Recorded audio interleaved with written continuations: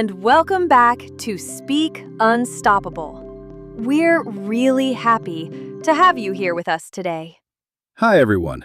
If this is your first time watching, welcome. You're in the right place. Here on Speak Unstoppable, we practice English through calm, real-life conversations. So, before we begin, if this kind of English learning helps you, take a moment to like the video and subscribe to the channel. I'm Maria. And I'm Joan. So, Joan, how are you feeling today? I'm feeling good, actually. I just finished checking my expenses for the month, and it made me feel a little more organized. That's a good feeling. I did the same thing yesterday. Bills, rent, and all those small payments. And that's interesting, because it connects perfectly to what we're talking about today. Yes, today we're having a real conversation about money, budgets, spending habits, and daily expenses. Money is something we all deal with, but talking about it in English can feel uncomfortable. So we'll keep it simple, natural, and practical. No difficult words, just real English you can actually use in daily life. Maria, let me ask you something simple. When you hear the word money, what do you think about first? Honestly, responsibility. I think about bills, rent, and making sure everything is paid on time. Same here. For me, money is not just about spending, it's about control. Exactly. And that's why having a budget matters. Let's talk about income, the money you receive. How often do you get paid? I get paid twice a month. My salary goes directly into my bank account. That's nice. I get paid once a month, so I have to be more careful with my spending. When you're paid monthly, planning becomes very important. Definitely. When payday arrives, it feels good, but the money also has a job to do. After getting paid, the first thing I focus on is fixed expenses. Fixed expenses are the costs that stay the same every month. Exactly. Rent is my biggest fixed expense. Same for me. I pay about 40% of my income just for rent. That's a lot, but very common these days. Housing is expensive almost everywhere.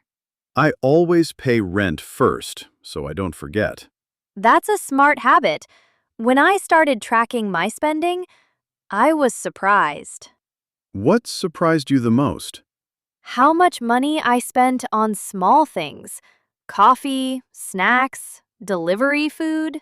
That happens to a lot of people. Money doesn't disappear, it just moves quietly. And awareness is the first step. Talking about money isn't about being perfect. It's about understanding your habits. When you understand your money, you feel calmer. And when you can talk about it in English, you feel more confident. So, we've talked a bit about our income and how important it is to have a budget. But let's dive into the expenses side of things now. Joan, we all have fixed expenses, like rent and utilities. But have you ever calculated how much you spend on variable expenses, like groceries, eating out, or coffee? Oh, yes. When I first calculated it, I was shocked. Groceries alone cost me around $300 a month, and that's just food, not including snacks or special items. That's a lot, right? But it's interesting because some months it's higher, $350, sometimes even $400. It depends on what's on sale or if I'm cooking new recipes. Wow, that's pretty high. I thought I was doing well with my $250 grocery budget each month. But like you, some months I spend more. especially if I'm trying out a new meal plan or buying healthier options. Fresh fruits and vegetables really add up. It's like I'll spend $50 on veggies this week and then realize I haven't even bought the main ingredients yet. Exactly. I actually try to buy more frozen vegetables now, since they're cheaper and last longer. But I know what you mean. Sometimes I get a little carried away at the store. I'll just grab a few snacks. It's no big deal. And then it turns into an extra $30. It all adds up without you realizing it. It really does. I always get those little snacks too. Just a few chips, some juice, and suddenly I've spent $20 I didn't plan for. I have a habit of trying to cut back, but I still end up in the same spot at the end of the month. It happens to the best of us. And the thing is, it doesn't feel like a big deal when you're buying it.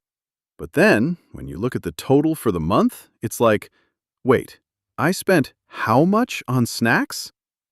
That's why tracking my spending really helped me realize where I can save. Exactly. Once I started writing everything down, I could really see where my money was going. And another thing I found surprising was my eating out habit. I thought I was being careful, but when I added it up, I was spending about $100 every month. Do you eat out often? Honestly, not too much, but it adds up when I do. I'd say on average, I go out maybe twice a month. Each time I spend $40 or $50 on a nice meal. So that's about $100 a month too. It doesn't sound like much, but it adds up by the end of the month. That's so true. I sometimes go out to eat for $30 to $40 when I'm feeling lazy to cook.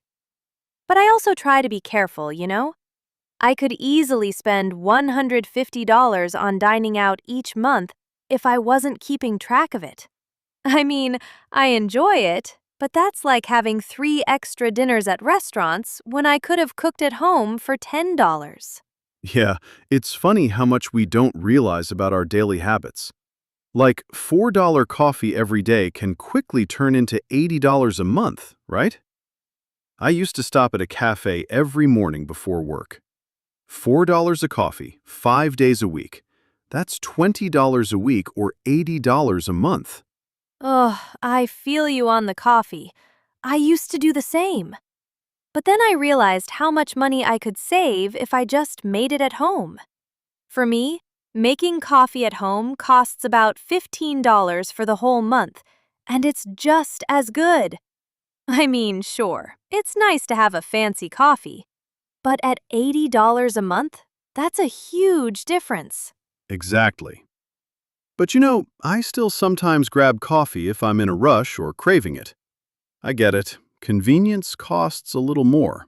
It does. Convenience costs a lot. But we all have our little luxuries.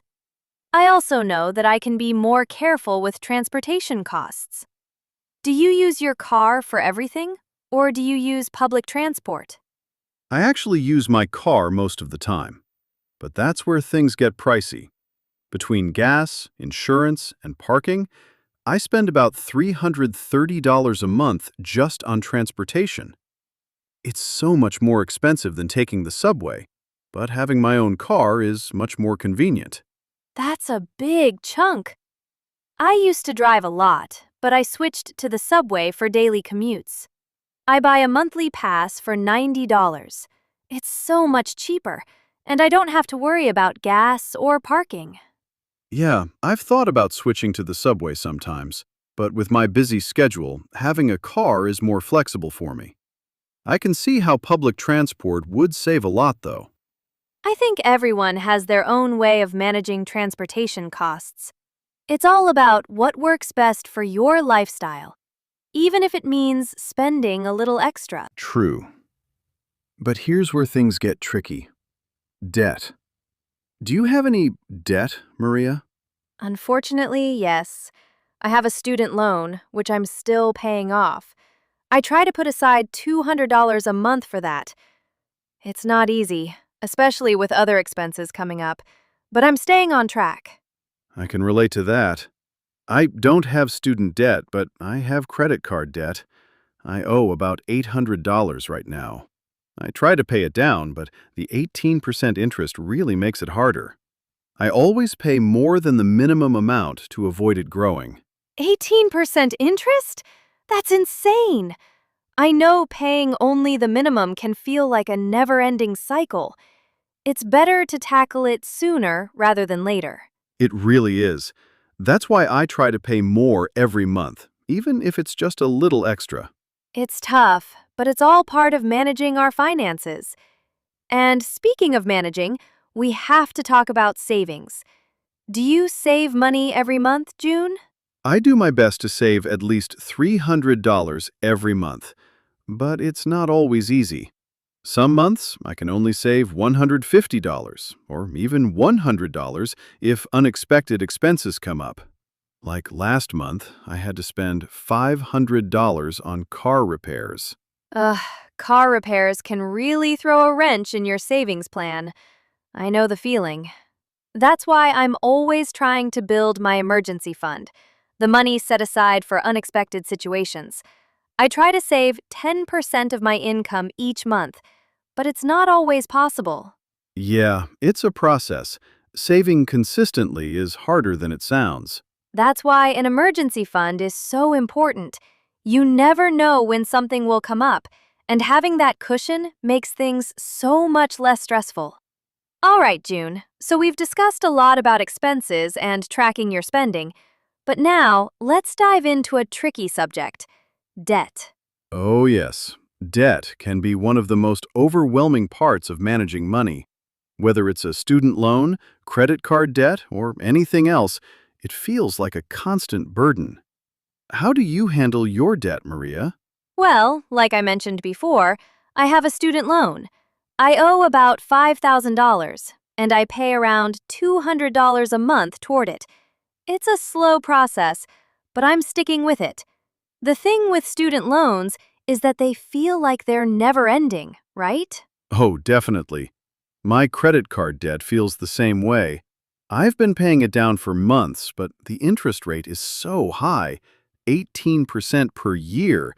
It feels like I'm paying a lot more than I should. I try to pay more than the minimum each month, but it's tough. That interest rate sounds brutal. What's your strategy for paying it off? I focus on paying off the high-interest debt first. That's usually the best approach.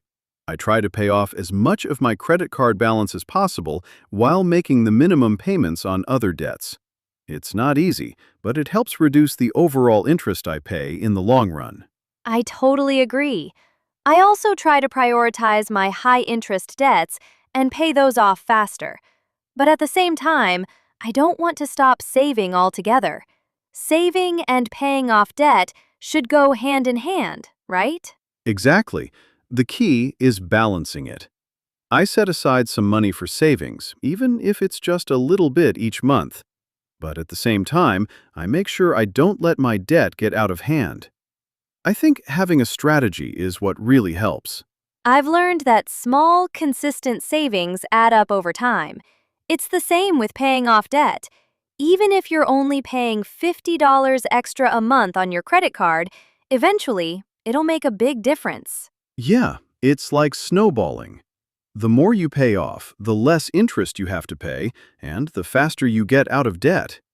It's a slow burn, but it works. For sure.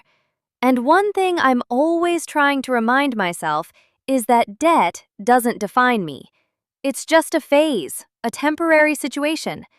But how I handle it, that's what really counts. That's such an important point.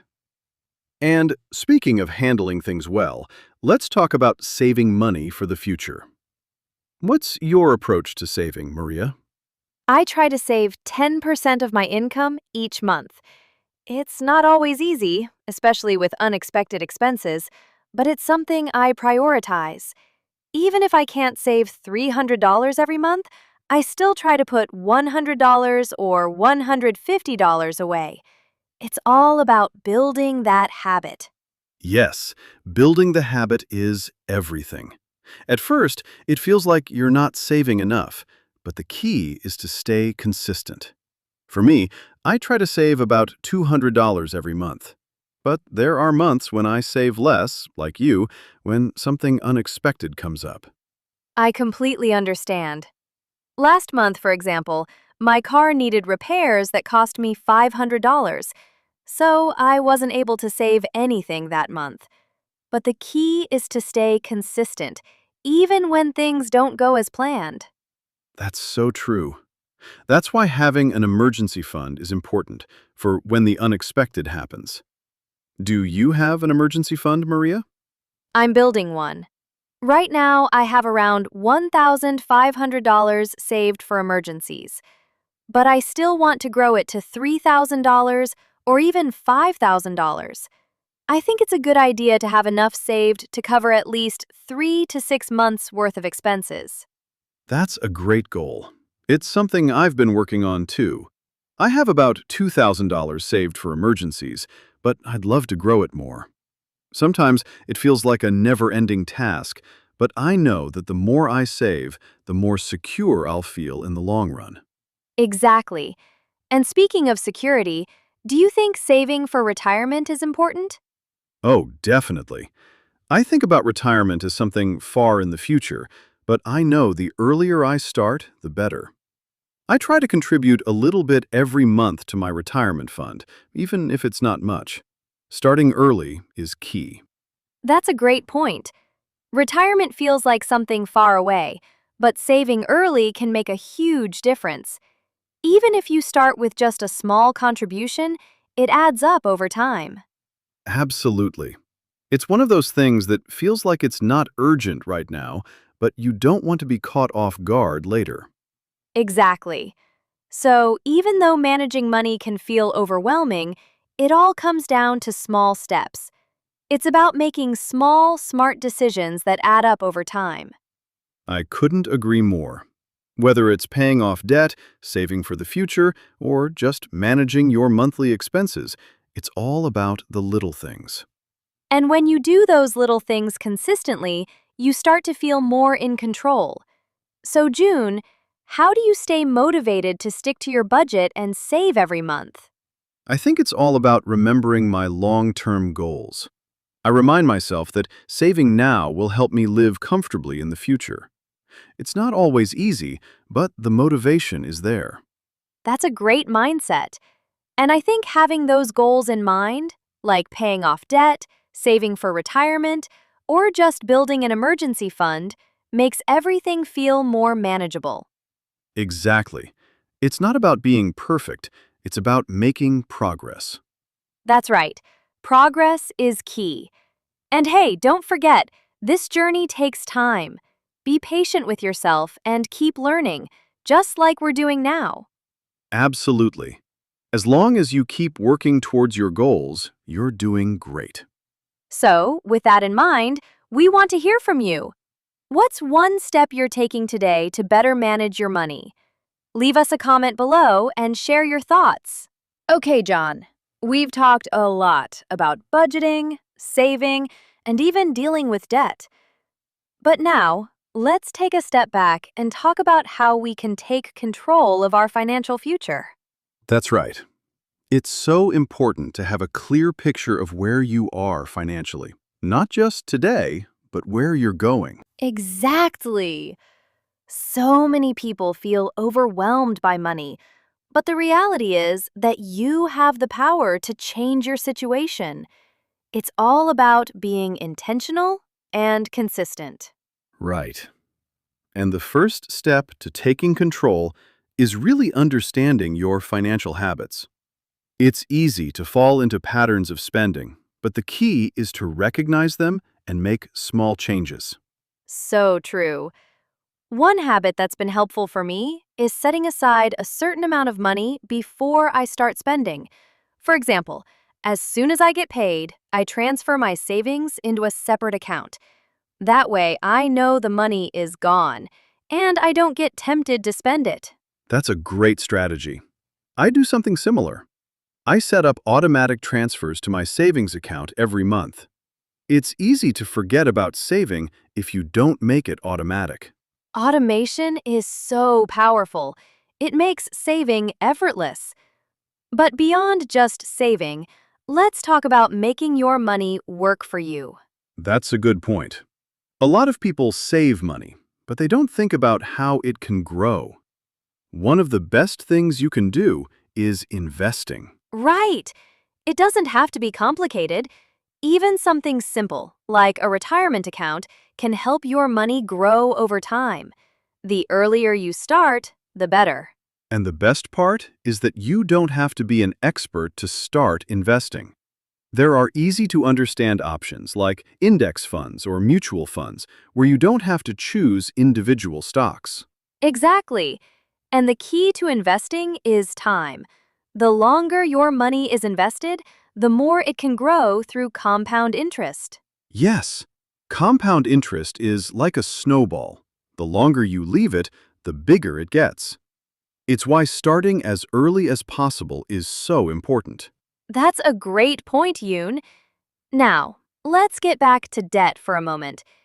It's not just about paying off credit cards or loans. It's about learning how to use debt responsibly. Yes, using debt responsibly is key. Sometimes, debt can actually be useful when it helps you make a purchase that will add value to your life, like a home or education. Exactly. But when it comes to things like credit cards, it's important to make sure you're not just using them to keep up with lifestyle or buying things you can't afford. That's true. Living within your means is probably one of the most important lessons when it comes to managing money. And if you're feeling overwhelmed by debt, don't be afraid to ask for help. Right. There's no shame in seeking financial advice or using a debt repayment plan. It's about taking control and making a plan to get back on track. And remember, paying off debt is not about doing it all at once. It's about making consistent payments and staying committed to your plan. Yes, slow and steady wins the race. It might take a while, but every payment is progress. Exactly. And here's the thing. Small, positive financial habits can have a huge impact over time. The trick is to start today. You don't have to wait until everything is perfect. Start with what you can do right now. Even small steps will make a big difference over the next few months, or even years. You're so right, Maria. And one thing I've learned is that staying motivated is easier when you track your progress. Absolutely. I track my expenses and savings in a simple spreadsheet. It's not fancy, but it really helps me stay on top of things. I love that idea. I use an app to track my spending. It's a great way to see where your money is going and identify areas to improve. Exactly. And that's why awareness is such a huge part of being financially healthy. The more you know, the better decisions you can make. And those decisions are what add up. Over time, all those small changes will make a big difference. Now, let's talk about something fun. Goals. When you have clear goals, it becomes so much easier to stay focused on your finances. Yes, having specific financial goals, like paying off debt, saving for a trip, or buying a house, makes managing money feel more purposeful. And when you hit those goals, it feels amazing. It really does. The sense of achievement is so motivating. For example, last year I paid off $3,000 in credit card debt, and it felt so great. That's an amazing accomplishment. For me, I'm focused on saving enough for a down payment on a house. Every time I add to that savings, I feel like I'm getting closer to my goal. That's incredible, Joan. Having that clear focus really keeps you on track. And once you reach that goal, you move on to the next one, right? It's an ongoing process. Exactly. Life will always bring new challenges, but by staying organized and being intentional with your money, you can handle whatever comes your way. Totally. So, to wrap up today's conversation, take control of your financial future. Track your spending, set clear goals, and stick to your plan. Remember, it's not about being perfect. It's about making progress and learning from your experiences. And don't forget, you're not alone in this journey. Everyone has their own financial struggles, but with consistency, you can make your money work for you. Exactly. Keep learning, keep improving, and you'll get closer to your financial goals every day. So, we'd love to hear from you. What financial goals are you working on right now? Leave us a comment below and share your journey with us. We're all in this together, and we're here to support each other. Thank you for joining us today on Speak Unstoppable. We hope this conversation has helped you feel more confident about managing your money. And remember, you've got this. We believe in you. Keep making progress, and we'll see you in the next video.